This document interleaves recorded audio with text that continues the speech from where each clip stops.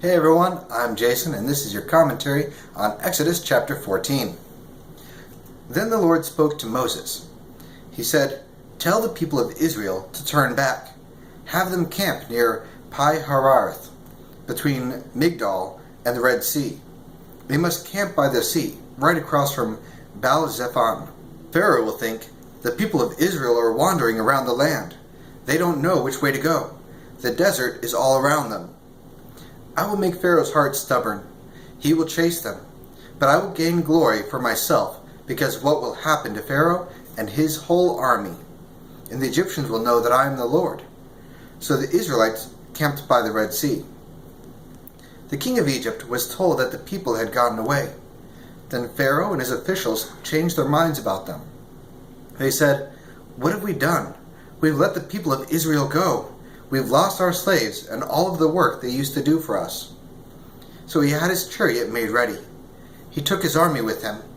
He took 600 of the best chariots in Egypt. He also took along all of the other chariots. Officers were in charge of all of them. The Lord made the heart of Pharaoh, the king of Egypt, stubborn. So he chased the Israelites, who were marching out boldly. The Egyptians went after the Israelites. All of Pharaoh's horses and chariots and horsemen and troops went after them. They caught up with them as they camped by the sea. The Israelites were near Pi-Hahiroth, across from Baal-Zephon. As Pharaoh approached, the people of Israel looked up. There were the Egyptians marching after them.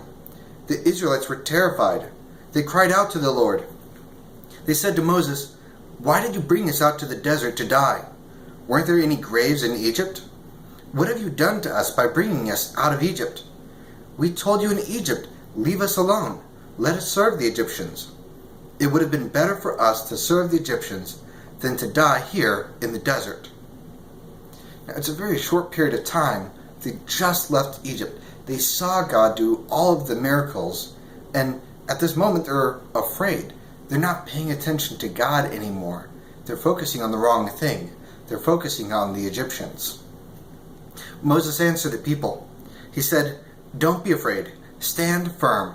You will see how the Lord will save you today. Do you see those Egyptians? You will never see them again. The Lord will fight for you. Just be still." Then the Lord spoke to Moses. He said, "Why are you crying out to me? Tell the people of Israel to move on. Hold your wooden staff out. Reach your hand out over the Red Sea to part the water. Then the people can go through the sea on dry ground." This is one of the most iconic moments in the entire Old Testament. People who have never even read the Bible know about the story of the Israelites walking through the Red Sea on dry land. "I will make the hearts of the Egyptians stubborn. They will go in after the Israelites. I will gain glory for myself because of what will happen to Pharaoh, his whole army, his chariots, and his horsemen. The Egyptians will know that I am the Lord. I will gain glory because of what will happen to all of them."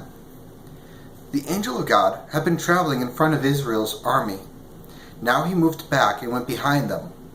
The pillar of cloud also moved away from in front of them. Now it stood behind them. It came between the armies of Egypt and Israel. All through the night the cloud brought darkness to one side and light to the other. Neither army went near the other all night long. Now some people believe that the angel of God here is actually the Messiah. It's the Christ. And so he's going with the cloud, standing in between the Israelites and the Egyptians. And that's an image we see often of him standing in between us and our destruction. Also, he gives light to those who are on his side, to those who follow him. And yet those who don't, they're in darkness. They just don't understand. That's reiterated all throughout, especially in the New Testament. Then Moses reached his hand out over the Red Sea.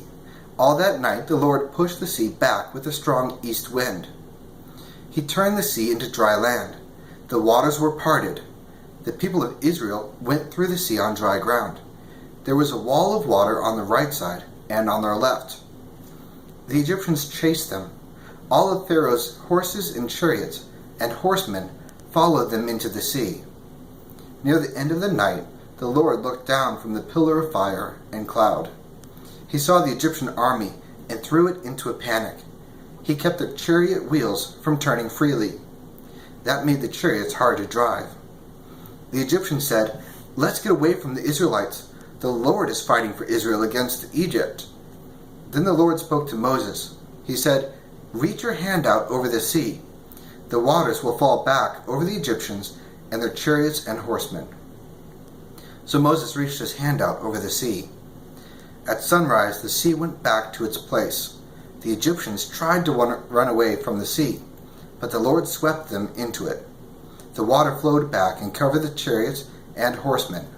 It covered the entire army of Pharaoh that had followed the people of Israel into the sea. Not one of the Egyptians was left.